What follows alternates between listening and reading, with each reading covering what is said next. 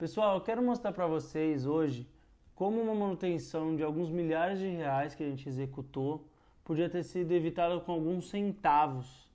E isso funciona porque é uma regra, na verdade, uma regra difundida na década de 80 que chama regra dos 5, ou lei de Sitter, em que diversos especialistas estudaram como uma prevenção pode se tornar coisa de progressão geométrica de até 125 vezes o custo inicial por uma simples medida tomada na época de projeto.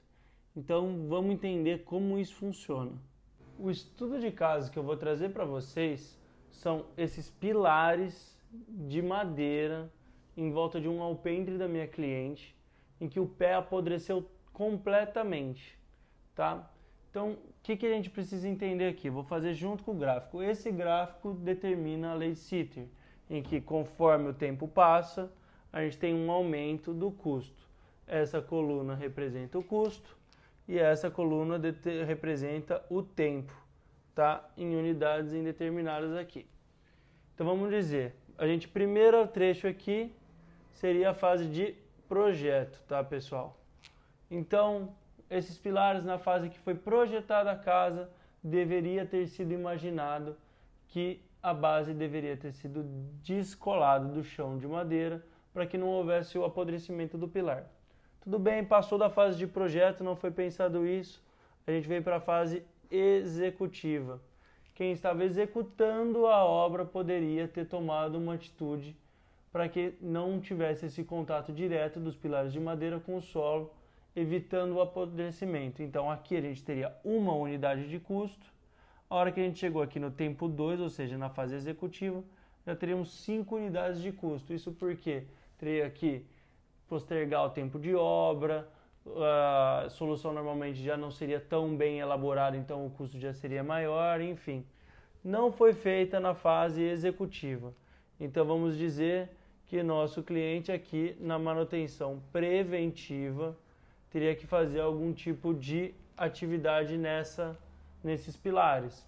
Ou seja, teria que manter ele sempre envernizado, manter o rejuntamento no pé dos pilares adequado, tomar cuidado com as quedas do piso, também entra aqui na fase executiva, para que esse custo se mantesse relativamente baixo. De qualquer forma, já considerado 25 vezes maior do que se ele tivesse sido adotado lá na fase de projeto.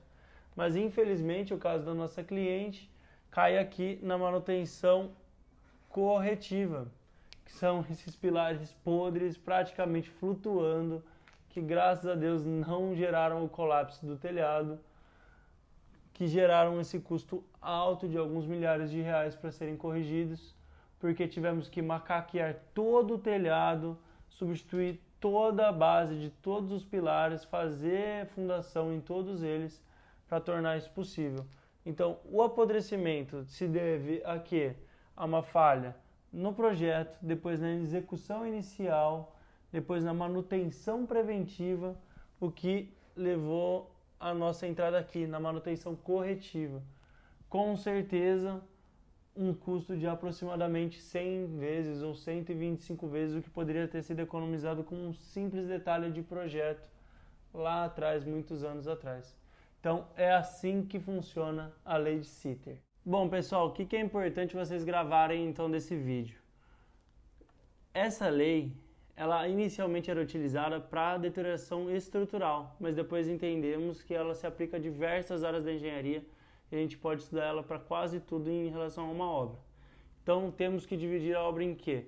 Fase de projeto, fase executiva, manutenção preventiva e manutenção corretiva, de forma que vamos multiplicando por 5 o custo em cada uma dessas fases, chegando até 125 vezes o custo que poderia ter sido tomado aqui no começo, tá bom? Então tenha isso em mente, mantenha isso, você que é um projetista na sua cabeça, você que é um engenheiro de obras, também tenha isso na sua cabeça para economizar dinheiro para a sua construtora e para o seu cliente, tá bom?